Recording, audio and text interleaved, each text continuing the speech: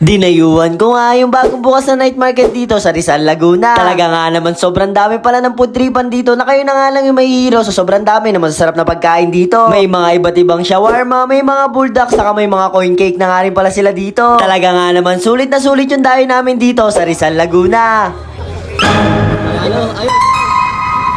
Hi mga kabadis, ako nga pala si Miko. Bali ngayong araw nga po pala may nabalitaan ako na bagong bukas na night market daw doon sa Rizal, Laguna. Kaya naman ito, dali-dali ko nang pinuntahan at dito tayo dadaan sa Nagcarlan, Laguna. Mabilis nga lang pala yung biyahe, sunod na bayan na dyan, ito Rizal, Laguna. Pinagtanong nga namin bago nga daw sumapit dito sa police station, kakanan na lang dyan. Bali pagdating nga namin dito, alas 9 na rin ng gabi, kaya naman ito wala na rin masyadong tao. Nagsasaraduhan na nga rin yung iba kasi hapon pa nga daw nag-i-start to. Bali dito ka nga lang pala nabalitaan to, tuwing Friday, Saturday, saka Sunday nga lang daw pala bukas to. Bali kompleto na nga pala dito sa Rizal, Laguna kasi meron na nga din pala dito mga cup, mga t-shirt, saka iba't ibang pagkain. May mga sibulichon, marami kayong mahanap na pagkain dyan na kayo na nga lang yung mahihilo sa paghanap dito. Sa pag-iikot ko nga ito, una natin na food trip, may nakita ko ditong empanada, kaya naman ito tinesting ko. Ito nga daw yung James Sweet na may mga mango sticky rice, mga siomay, saka mga empanada. Empanada nga lang sana yung bibiling ko, pero natakam ako dito sa homemade siomay nila. Masarap nga daw yung chili oil nila, saka daw hindi tinimpid sa laman, kaya naman ito titikman natin. Tama nga si ate, masarap, kaya naman ito, tinikman naman natin yung empanada nila. Masarap nga pala yung empanada, tapos ito may ensaymada rin sila.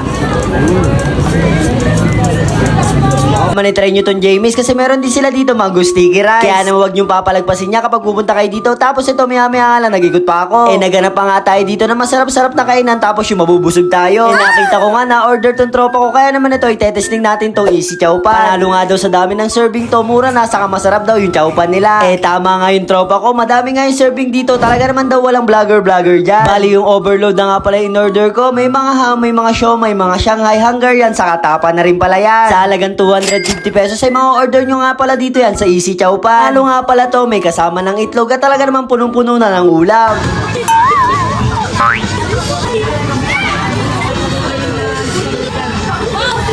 Nahihiya nga ako dito na habang nakain kasi ang dami rin pala nanonood sa atin dito. Masarap yung chow pan nila, panalo, mainit-init, saka nagustuhan ko dito yung siomay nila, saka yung Hungarian nila. Kaya naman ito, pinatikman ko doon sa tropa ko kung nagustuhan baga niya, talaga naman nahilo pagkatikim niya. Pagkatapos nga namin matikman yung Easy Chow Pan ito, may nakita pa ako dito dinudumog itong burgeran. Ito nga daw yung Ecos Burger na over sa cheese, saka over daw sa laman to. 55 pesos nga lang daw pala to, tapos sobrang dami na nung price niya. Husgahan nga natin kung masarap nga ba. Tama nga si ate, masarap, saka good for 2 person na rin siguro to kasi sobrang dami. Tapos ito, tumasting nga rin pala ako na iba't ibang shawarma dito. Ito nga pala yung chicken shawarma na ma-order nyo dyan sa Pikachu. Sarap din to shawarma nila, nagustuhan ko, kaya naman itry nyo rin tong Pikachu shawarma. Bali ito, sa pag-iikot ko, may nakita pa nga akong dinudumog dito, kaya naman tinesting ko na rin to. Ito nga pala yung The Cafe's Kitchen na talaga naman daw masarap yung sabaw nila dito, kaya naman itetesting natin kung masarap nga ba.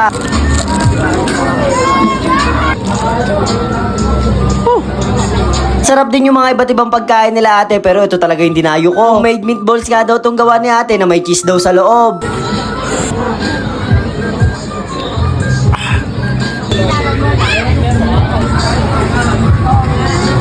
Naman natin ito, tatakam ako dito sa tapat nila ate. May lasagna nga pala dito, kaya naman in-order ko na rin. Tapos may combo daw to na empanada. At grabe, isa rin to sa mga nare-recommend ko sa inyo kasi sobrang sarap ng lasagna nila, promise.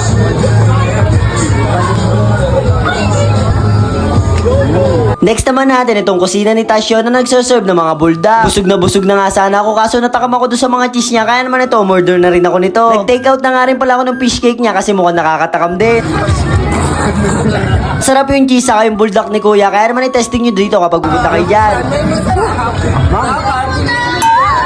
Siyempre dahil na-wow tayo, tinesting ko nga din pala tong sit and sip na nagserve ng mga mocktails, kaya naman tinesting ko yung ube nila. Ito nga daw yung purple bliss nila, nasa halagang 80 pesos, sa matitikman nyo na yun dyan. Lalo din sa lasa to, magugustuhan nyo kasi lasang-lasa dito yung ube, kaya naman babalikan ko yun dyan. Kasi to sa pag-iikot ko, nakita ko pa tong cheesy coin, kaya naman i-testing rin natin to kahit busog na tayo.